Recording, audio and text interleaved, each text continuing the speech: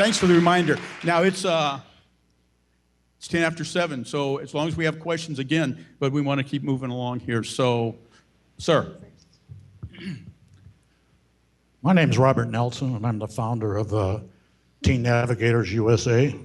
We're based here in Reading, and we've used the power of the internet and new technology to form a secure online classroom for behavioral change for teenagers, at-risk teenagers.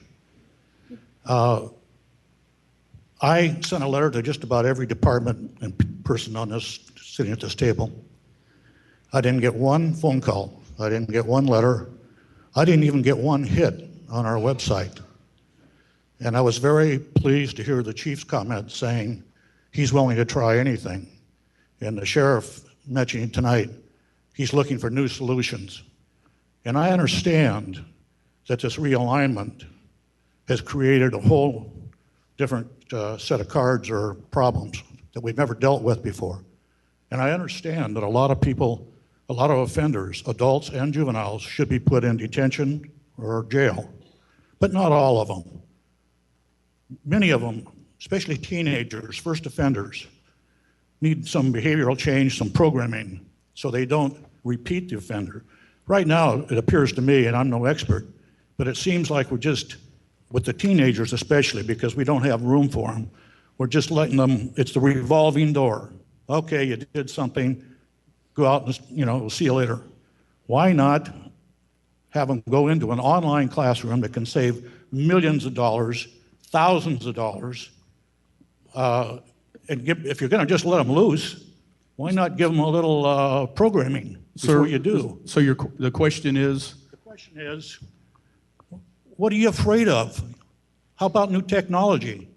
I understand evidence-based programs, but what you're not telling these people is evidence-based programs are only reaching 5% of the juvenile offenders. So I'm here to just hand these cards to the people here to make sure they got them. And hey, I'd like to sit down with somebody and explain it. I'm not saying to adopt my program, but listen, if you're looking for new solutions and you're willing to try anything, I'm one of them. And we appreciate that. One of the, hey, sir, thank you very much, and I'll tell you why, is that all the answers not here. A lot of the answers are right out here. The solutions people come up with are going to help all of us. So solutions too, not just questions, but if you have a solution to help, thank you very much. And this is something I know the chief is going to take. Yes. I have a few different questions. Well, first of all, I want to talk about the best time for your bicycle cop. 5 o'clock in the morning. You can catch prostitutes and heroin addicts all together. Great time downtown. 5 o'clock in the morning for the bicycle, you can catch all the heroin and the what? Prostitutes. Oh. Hand in hand. Prostitutes. True story. Tracy, I have a question for you. How many juveniles are currently in juvenile hall? Sure, I can talk about that. The question is, how many juveniles are in the system now? Sure, in the system, we average about 300 juveniles that come through our system. We divert about 100 of those to diversion programs. In our staff, our probation officers, and we have some probation assistants work and supervise about the other 200. That population. In our juvenile rehabilitation facility, normally before we transitioned to the new facility in January, our population was ranging between 30 to 35.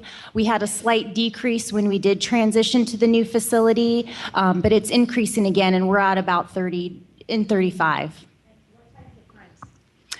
When we think about our juvenile population in the institution, it's a mixed bag, and we have several youth that are in there detained because they've been removed from their home due to a handful of different issues, and they're placed in out-of-home placements such as group homes or foster care, and a lot of those individuals have severe mental illness and drug issues, in which then creates a lot of other problems. And so we have a lot of of failures out of our group homes and some cycling in. And so when they fail out of a home, they transition to our rehabilitation facility and then get replaced. And then the other side of that population is for serious crimes, serious and violent. I have a question for the chief. How many have we had returned from AB 109 that are Shasta County? How many have been returned to Shasta County? Sure, Yes. I can answer that. And so since the inception, back in October of 2011, remember we have two populations when we think about that, but our post-release community supervision, which are those individuals that normally would have been released and have been supervised by parole, but now are released and supervised probation. Since the end of June of this year, we've had a total of 707 offenders. The question is, how many AB 109 offenders came back to us? And the From the answer state was... prison, 707. So we know obviously AB 109's created a problem, but this has been an ongoing issue for years. It's not an overnight thing.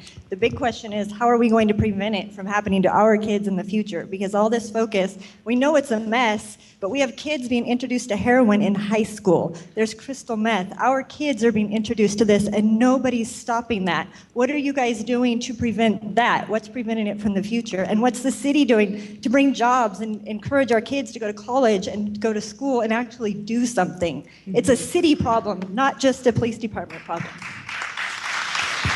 Thank you. A question from back here too was, how many of them have come back from Shasta County also? If you can add, in other words, all the AB 109ers, the way I understand it, they originated from here, right? Correct. Carl, real Yeah. quick, Sure. I agree, and I think it's very important for the group. We do focus a lot on this new realignment population and our adult population because it's in our face every single day, regardless of where we're going. But as a probation department, we work very hard with our juvenile population, hence the fact that we went from a juvenile hall to a juvenile rehabilitation program, and our juvenile probation officers are committed. We offer a parent project. We offer MRT and a variety of different services for our juveniles because we have that same concern that if we don't do it right on the front end, they will graduate to the adult system and just continued problems. Okay, thank you. Thank you for your question. I just want to interject one thing with that. The best deterrent to kids getting involved in criminal behavior is their parents.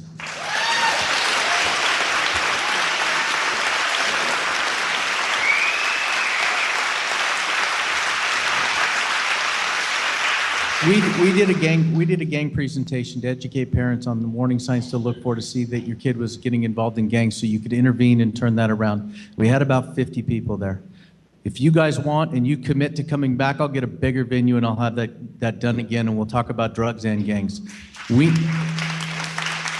need to engage parents in the lives of their children because they're a much better deterrent to them getting into criminal activity, gangs, and other problems than I ever will be. Everybody gets 2 or 3 questions you've had. It's just a statement against his. Chief, that was exactly my point. The parents are the ones teaching their kids to do this. We don't have parents involved. We have to take over because if somebody approaches my kids with this stuff, the DA is going to have a problem with me because I'm not going to stand around and let it happen. God bless you for that. Starts in the house. Starts in the home. Also Thank you very much. Also for our Shasta Interagency Narcotics Task Force, and that's from Shasta County Probation, Shasta County Sheriff's Office, California Highway Patrol, Anderson Police, and Reading Police. They work the street dealers. And over the last few years, like just part of 14, they've removed about a half pound of heroin off of our streets. The year before, about the same, and the year before that for 2012, a pound of heroin. Methamphetamine, though, as we know, is a problem here. And just this year, roughly about 4 pounds of methamphetamine, and the 2 years prior to that for 12 and 13, over 35 pounds each of methamphetamine that we've been active. So we're out working the drugs as well. Oftentimes you may not see it in the paper on the news because it's an ongoing investigation and they're trying to work it up farther so they can get more of the main dealers. But our officers are out there every day working hard to keep drugs off of our streets. Thank you, Sheriff.